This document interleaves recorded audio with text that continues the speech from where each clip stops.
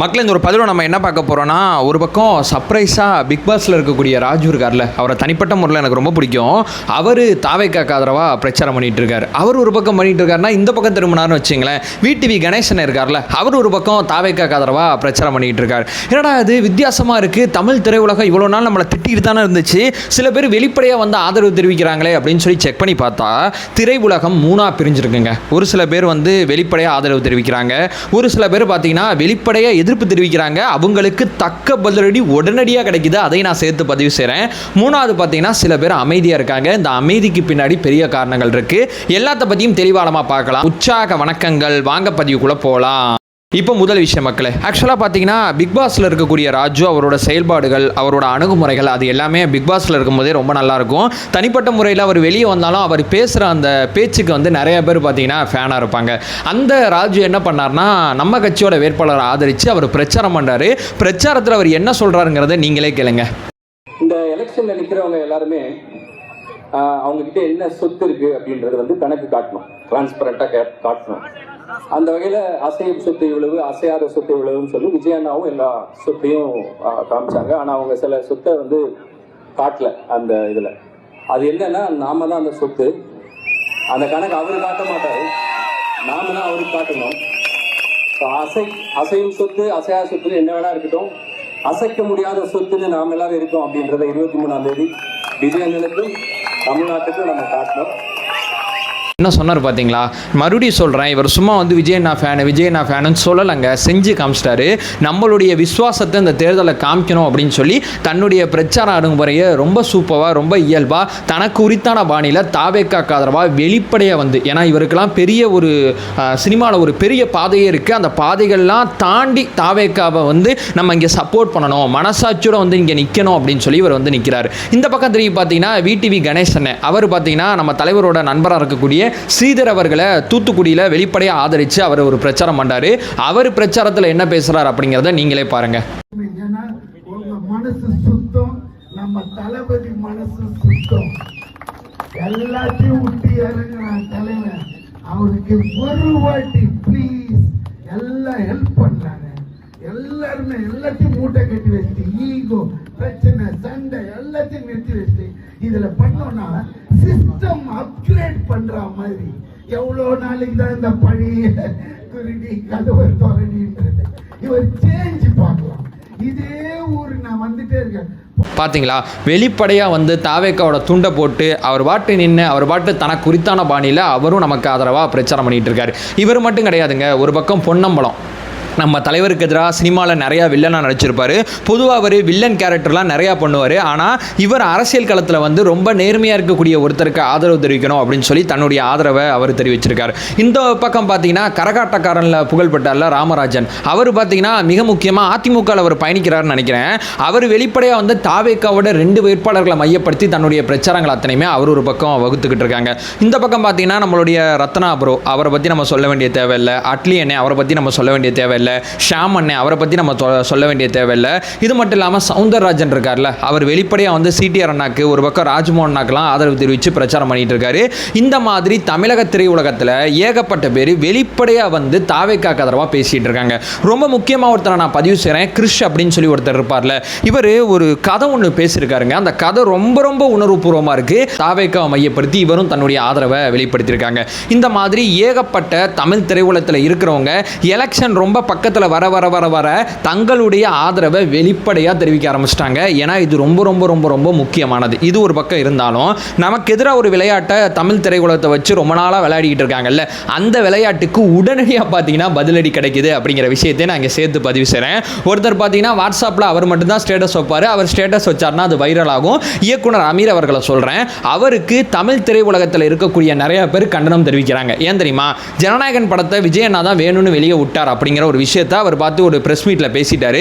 அந்த விஷயத்தை நீங்கள் மன்னிப்பு கேட்கணும் அப்படிங்கிற விஷயத்தை தமிழ் தயாரிப்பாளர் சங்கத்தை சேர்ந்தவங்க அமீர் அவர்களுக்கு அறிவுறுத்தல் கொடுக்குறாங்க. ஸோ வாய்க்கு வந்து உட்காந்து பேசிட்டு இருக்கார் விஜயண்ணாக்கு எதிராக அமீர் அவர்களோட பேச்சுக்கு தமிழ் திரையுலகத்தில் இருக்கக்கூடிய தயாரிப்பாளர் சங்கம் வருத்தம் தெரிவிங்க அப்படிங்கிற ஒரு விஷயத்தை சொல்லியிருக்காங்க. இனிமேல் இவரோட பேச்சுக்கெல்லாம் பார்த்தீங்கன்னா ரொம்ப அப்படியே வந்து பயங்கரமாலாம் பேச முடியாது. ஏன்னா உடனடியான பதிலடி இவரோட பேச்சுக்கு வந்துகிட்டு இருக்கு அப்படிங்கிற விஷயத்தை நான் இங்கே பதிவு செய்கிறேன். நேற்று பெரம்பூரில் வந்து நம்ம தலைவரை பற்றி ஆகா ஆஹா ஓஹோ அப்படி பேசிகிட்டு இருக்காரு. அவருக்கு நம்ம ரிப்ளைலாம் வீடியோலாம் போட வேண்டிய அவசியமே கிடையாதுங்க. ஏன்னா அவரோட வீட்டிலேயே சிபி சத்யராஜ் இருக்காரு. அவர் என்ன ஸ்டேட்டஸ் போட்டிருக்காரு நீங்களே பாருங்களேன். நம்ம தலைவர் பார்த்தீங்கன்னா ஆடியோ லான்ச்சில் பேசியிருந்தார் பார்த்தீங்களா, கடுப்பேத்திரவன்ட்ட கம்முன்னும் உசுப்பேத்திரவன்ட்ட உம்முன்னு இருந்தால் நம்ம வாழ்க்கை ஜம்முன்னு இருக்குன்னு சொல்லியிருப்பார் பார்த்தீங்களா. அந்த விஷயத்தை பார்த்தீங்கன்னா அவர் பேசிக்கிட்டு இருக்காரு. இந்த பக்கம் நம்ம அண்ணன் சிபி சத்யராஜ் ஸ்டேட்டஸை போட்டு போயிட்டே இருக்காப்புல. அவரை நம்ம எதிர்த்து பேச வேண்டிய அவசியமே கிடையாது. அவர் பாட்டு பேசட்டும். அவர் வீட்டிலே நமக்கு ஒரு ஆள் இருக்காரு, அவர் பார்த்துப்பார் எல்லாத்த அப்படிங்கிற மாதிரி நமக்கு இருக்கு. உடனடியாக பார்த்தீங்கன்னா அவருக்கான பதிலடி வருது. இந்த பக்கம் தெரியும் பார்த்தீங்கன்னா கமலஹாசன் அவரோட பிரச்சார பயணத்தை நீங்கள் நல்லா செக் பண்ணி பார்த்தீங்கன்னா அவர் வந்து சென்னையில் பிரச்சாரம் பண்ணுறாரு, அடுத்து பார்த்தீங்கன்னா திருச்சியில் பிரச்சாரம் பண்ணுறாரு. நடுவில் டவுட் வந்துடக்கூடாது அப்படிங்கிறதுக்காண்டி கோவையில் 2 நாள் போயிட்டு 2 இடத்துல போயிட்டு பிரச்சாரம் பண்ணுறாரு. ஏன்னா அவரை வந்து விஜயண்ணாக்கு எதிராக ஒரு பிரச்சார பீரங்கியாக பயன்படுத்தணும் அப்படிங்கிறது திமுகவோட எண்ண ஓட்டம். ஆனால் வெளிப்படையாக கமலஹாசன் அவர்கள் விஜயண்ணா விமர்சிக்க மாட்டேன் அப்படிங்கிற விஷயத்தில் தெளிவாக இருக்காரு. ஏன்னா அவருக்கு தெரியும் விஜயண்ணா எதற்காண்டி அரசியலுக்கு வந்தார், என்ன நோக்கம், இதோட பின்னணி என்ன, எல்லாமே அவருக்கு தெரியும். நம்மளால முடியல அந்த பிள்ளையாவது செய்யட்டுமே அப்படின்னு நினைக்கிறாரு. ஆனால் கூட்டணிக்குள்ளே வர்றதுக்கு ஒரு ஈகோ தான், மற்றபடி வேற எதுவுமே கிடையாது. அவர் ஒரு பக்கம் நமக்கு நம்ம தலைவர் வந்து எங்கே ஸ்ட்ராங்காக நிற்கணும்னு ஆசைப்படுறாரோ அந்த இடத்துல கமலஹாசனை வச்சு திமுக பிரச்சாரம் பண்ணிட்டு இருக்கு. பெருசாக எடுபடல, கவலைப்படாதீங்க. சரி, இதெல்லாம் ஒரு பக்கம் நம்ம கடந்து வந்தோம்னா இந்த பக்கம் தெரியும் பார்த்தீங்கன்னா இவர் பிரகாஷ்ராஜ் செல்லம் அப்படின்னு சொல்லி ஒரு பெரிய செல்வாக்கு பெற்றார்ல தமிழ் சினிமாவில். அவரை நடிப்புலலாம் நான் குறைய சொல்ல மாட்டேன். அவரோட பணியை அவர் திறம்பட பண்ணிட்டு இருக்காரு. திண்டுக்கல் வந்திருக்காரு, வந்து நடிகனுக்கு எதுக்கு நாடு அப்படின்னு பேசிட்டு இருக்காரு. இப்போ நீங்க என்ன பண்றீங்க அப்படின்னு சொல்லி செம பேக் ஃபயர் அவருக்கலாம்.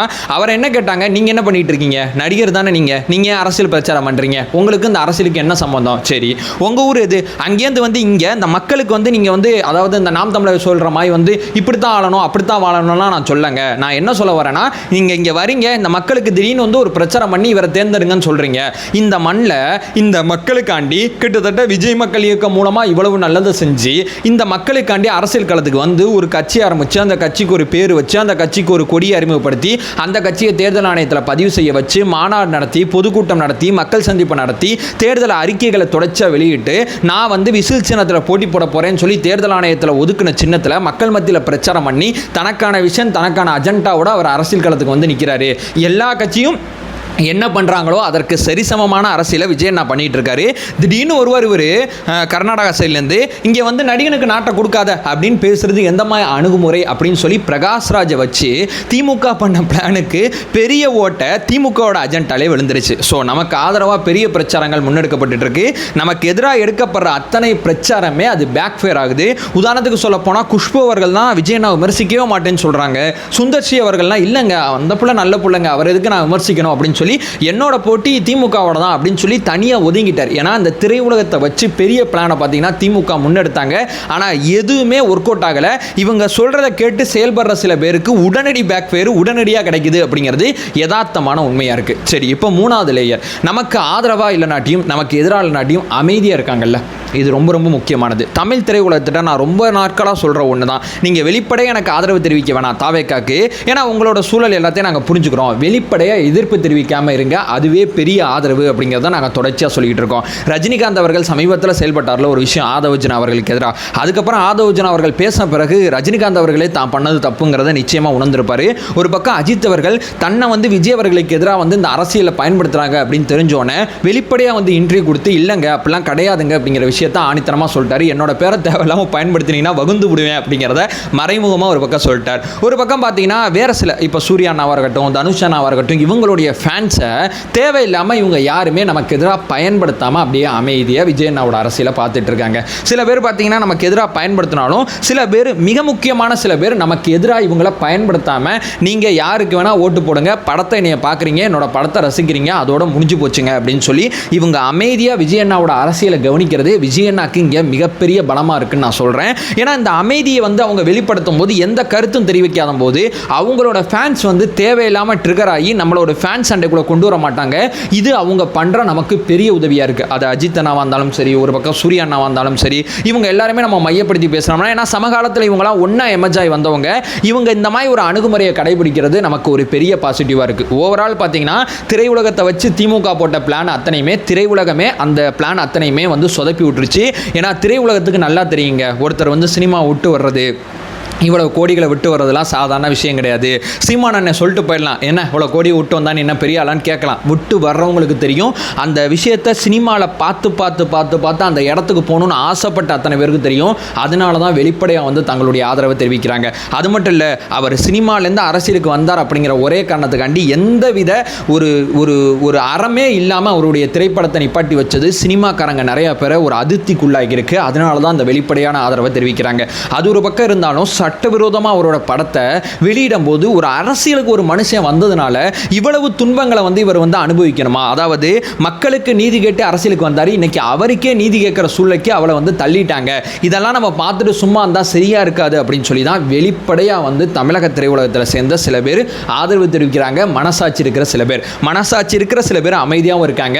ஆனால் அந்த வெளிப்படையாக வந்து கம்பு சுற்றுறாங்கல்ல, அவங்கள நம்ம வந்து அவ்வளோ விடுங்க, அவங்க என்ன பாவம் அஜெண்டா கண்டி வேலை பார்த்துட்டு இருக்காங்க, விட்டு தள்ளுங்க அப்படின்னு சொல்லி ஒரு விஷயத்தை சொல்லிட்டு, தமிழ் திரையுலகம் நான் ரொம்ப நாட்களாக நினச்ச ஒரு விஷயத்தை எலெக்ஷனுக்கு 2-3 நாள் முன்னாடி அந்த விஷயத்தை நிறைவேற்றினதுக்கு என்னுடைய பெரிய நன்றியை தெரிவிச்சுட்டு இந்த வீடியோ நான் என் பண்ணிக்கிறேன். நம்ம சேனலை ஃபர்தராக ஃபாலோ பண்ணிங்கன்னா பொலிட்டிக்கல் சார்ந்து மிக முக்கியமாக பல்வேறு விதமான விஷயத்தை நம்ம பார்த்துட்ருக்கோம்.